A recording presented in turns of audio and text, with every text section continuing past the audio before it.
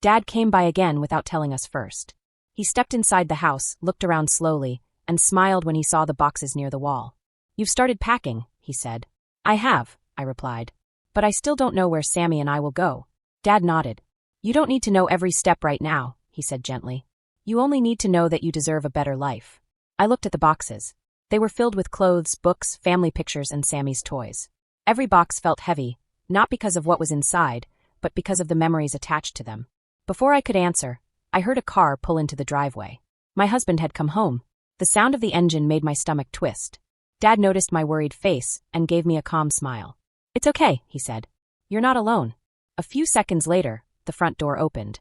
My husband walked in carrying his briefcase. The moment he saw the boxes, he froze. His eyes moved from the boxes to me and then to Dad. "What is all this?" he asked. Dad stayed calm. "It looks like your wife is preparing for her future." My husband frowned. "You're really leaving?" I took a deep breath. "I'm thinking about what is best for Sammy and me." He laughed, but it sounded forced. "So this is your father's idea?" "No," I answered. "This is the result of everything that has happened." The room became quiet.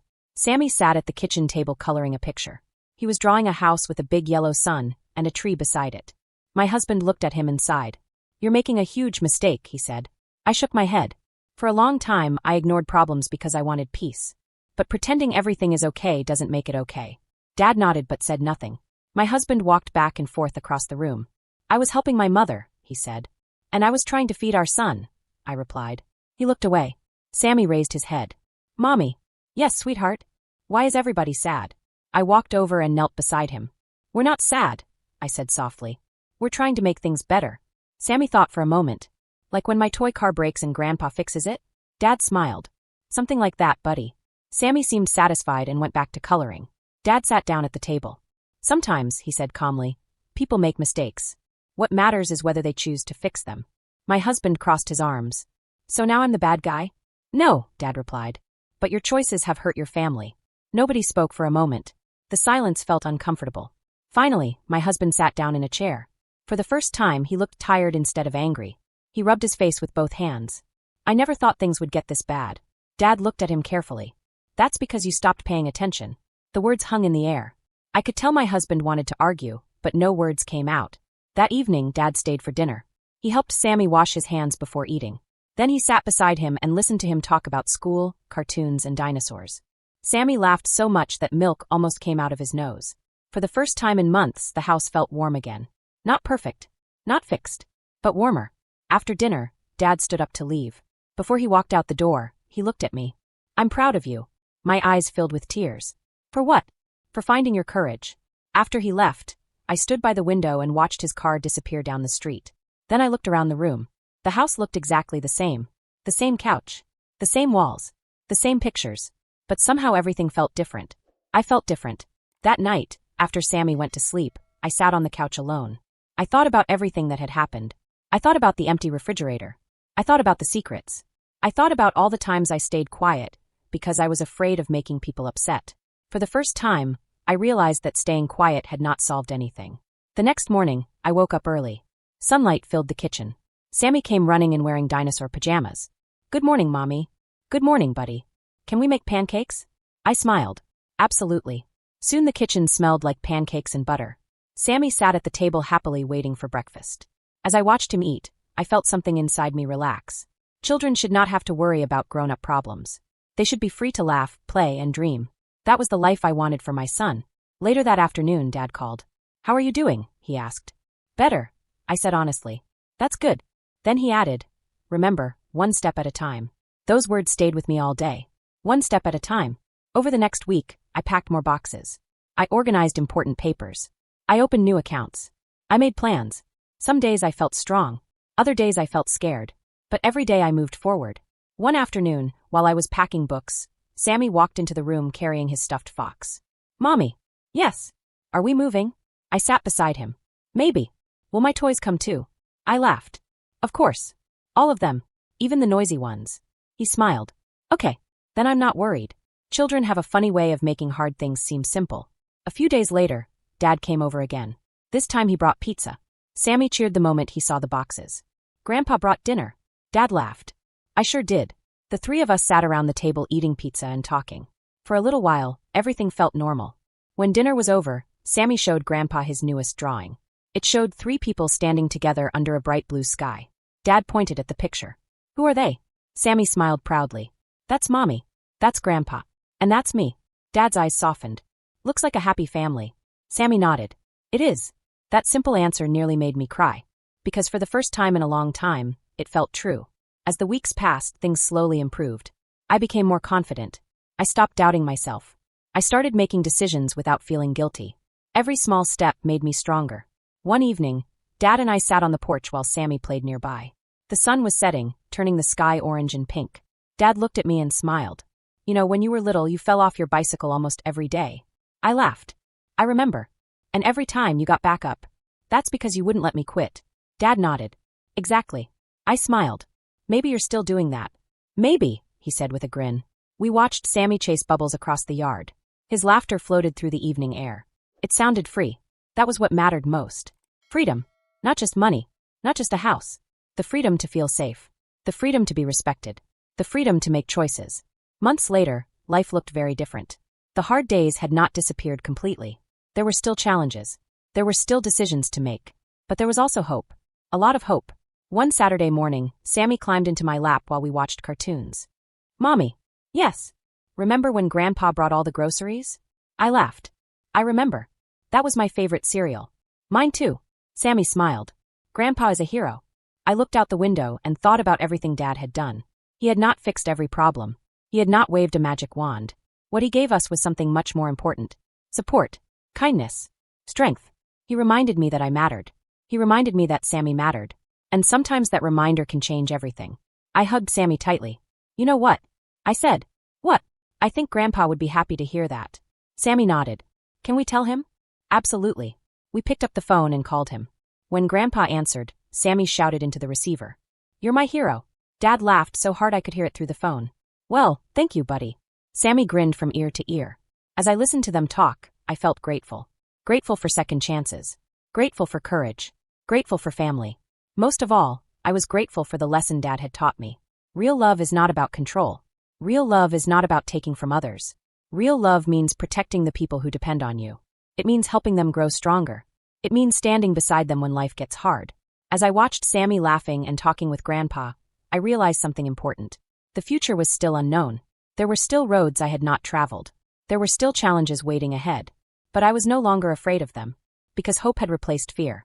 And when hope is stronger than fear, a new beginning becomes possible.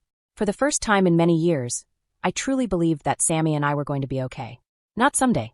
Not eventually. But starting right now. The door slammed very hard. My husband came inside quickly. His face looked angry. He looked at Grandpa, then at me. "You are turning my son against me," he shouted loudly. Grandpa stood still. He did not look scared or angry. He stayed calm like always. My husband pointed at Grandpa and said, "You think you are some kind of hero?" Grandpa answered in a calm voice. "No, I am just a man who does not run away from responsibility." My husband's face got red. He shouted again, "You do not understand marriage." Grandpa took one small step forward. His voice stayed quiet but strong. "Maybe I do not understand your marriage," Grandpa said. "But I understand respect, kindness, and doing the right thing." Then he looked straight at my husband and said, "If you cared about your family, you would have made sure there was food in the house before you left." For a moment, everything became very quiet. Even my husband stopped shouting. His anger seemed to freeze. He stepped back slowly. He muttered some angry words under his breath. Then he turned around and walked out of the house. We heard the door open. Then we heard his footsteps. Then we heard his car start and drive away. After that, there was only silence in the house. Grandpa gently placed his hand on my shoulder. "This is not the end, Amina," he said softly. "This is the beginning of a better life for you and Sammy." Sammy looked up from the floor where he was drawing with crayons. He smiled and asked, "Grandpa, are you staying for dinner?" Grandpa laughed a little. "Of course," he said. "I brought groceries. We are going to cook something nice." That night felt very different from all the nights before. We were not worried. We were not scared. We were just together. For the first time in a long time, the house felt warm again. Dinner felt like real food, not something we rushed through while feeling sad. It felt like home again. A few days later, I made a big decision. I decided I could not stay in the marriage anymore. I chose to separate from my husband. It was not loud or dramatic. There were no big fights. There were only papers and quiet hands signing them. But inside me, it felt like heavy chains were breaking one by one. Grandpa drove me to the courthouse. Sammy sat in the back seat. He He was happy and laughing. He held his juice box like it was something special. Inside the courthouse, a woman checked my papers. Then she stamped them. "You will get a hearing date in about 2 weeks," she said. Grandpa thanked her politely. Then he turned to me and asked, "How do you feel?" I thought for a moment. Then I said, "Free, but also scared." Grandpa nodded gently. "That is normal," he said. "It means you are doing something brave." When we got home, the house felt strange. It still looked the same. The sofa was still there. The kitchen was still there. But it felt empty inside, like something important had changed. My husband had taken a few clothes and some devices. Everything else was left behind. That night, I cleaned the kitchen.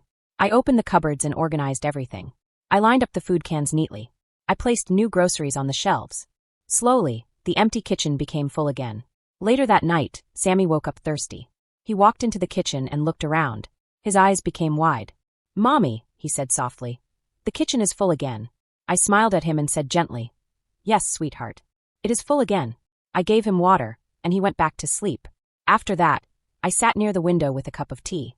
Outside, the streetlights were glowing softly. I checked my phone and saw many messages. Some were from friends. Some were from coworkers. Some were from people I did not even know very well. Many of them were women. They told me they had read my story. They said they had problems at home too. One message said, "You gave me courage to speak up." Another said, "I was afraid, but now I am trying to change my life." Another asked, "Can you help me learn how to manage my own money?" I slowly replied to each message. I wanted to help them feel strong too. Later that night, Grandpa called me. His voice was soft and caring. "Amina," he said, "your story is helping many people. You may not even know how many." I looked at Sammy sleeping on the couch. His small hand was still holding his toy fox. I said, "I think it is helping me too." Grandpa replied, "That is the most important part." Outside, the night was calm. The lights from the street looked steady and bright. They felt like hope did not go away. I knew then that my life was changing. Not because everything was perfect, but because I was learning to stand on my own. The next week, I met Grandpa for lunch. He was already sitting when I arrived. He looked like he was trying not to worry too much. He asked, "Did the court date come?" I nodded. 2 weeks from Friday," I said. "My husband wants custody, but my lawyer says his case is weak. He does not even have a stable job now." Grandpa leaned back in his chair. "That is what happens when someone depends on others instead of building their own life," he said quietly. We ate sandwiches together. Halfway through lunch, Grandpa spoke again. "When you were a teenager," he said, "I always believed you were strong, even when you did not believe it yourself." I looked at him carefully. "You really thought that?" I asked. He nodded. "Yes. You are patient. You are smart. And you do not give up easily." I felt tears in my eyes. "I wish I saw myself like that," I said. Grandpa smiled. "You are starting to see it now." After lunch, I walked through the city alone. Everything felt different. The sky looked brighter. The air felt lighter. Even the sound of cars felt like life moving forward. I stopped at a toy store and bought a small globe for Sammy. I wanted him to learn that the world is big. Bigger than one house. Bigger than one problem. That evening, I came home and found an envelope under the door. It was from my husband. Inside was a check for $10,000. There was also a short note. It said he was sorry. It said he would sign all the papers. It said he had been wrong. I sat quietly for a long time. I did not feel excited. I did not feel angry. I just felt like a heavy chapter of my life was finally ending. I called Grandpa and read the note to him. He stayed quiet for a moment. Then he said, "He is not truly sorry. He is just giving up." I thought about that. Then I folded the note and put it away. 2 months later, the court case ended. My husband did not fight anymore. He signed everything. He gave me full custody of Sammy. He left the house. He left quietly, without looking back. There were no big words. No final fight. Just silence. Outside the courthouse, Grandpa was waiting. He smiled and said, "You are free now." I repeated the word in my mind. Free. It felt strange but good. That night, Sammy and I baked cookies together. We laughed while mixing the dough. The kitchen smelled sweet. It felt warm and safe. Before bed, Sammy asked, "Will Grandpa always stay with us?" I smiled and said, "He will always be close to us." Later, I sat by the window again. The same window where I once felt lost.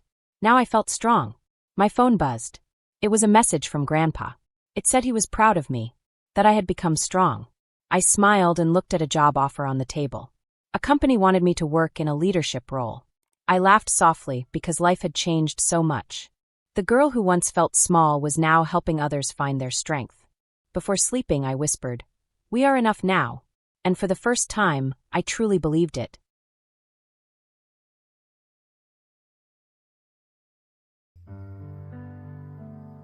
अंधेरी दीवारों में खुद को ढूंढता हूँ मैं, गए जो दिन सहाने थे उन्हीं को सोचता हूँ मैं। तुम्हारे बिन ये मौसम भी बड़ा बेसर्द लगता है, दिल का हर एक कोना अब बहुत ही दूर भरता है। अंधेरी दीवारों में खुद को ढूंढता हूँ मैं, ये जो दिन सुहाने थे उन्हीं को सोचता हूँ मैं। तुम्हारे बिन ये मौसम भी बड़ा सर्द लगता है, दिल का हर एक कोना बहुत ही दर्द भरता है। मेरे साए भी मुझसे अब जुदा होने को कहते हैं, तुझे खोने की राहों में ये आंसू बहने लगते हैं। कहाँ जाऊं कहाँ ढूंढूं मेरा वो साजो सामा, तो मेरी हर एक तमन्ना तू, मेरी रूह का मकां तू। लकीरों में नहीं लिखा जो तुमने ख्वाब देखा था, वफा की इस कहानी में फकत एक गम ही लिखा था। सितारों से भी पूछता है पता तेरा कहाँ होगा, मगर खामोश है दुनिया, कहाँ मेरा जहाँ होगा। बस एक बार मुड़ के देख ले मेरी बेबसी की सूरत, मुझे है आज भी तेरी वफा की सख्त जरूरत।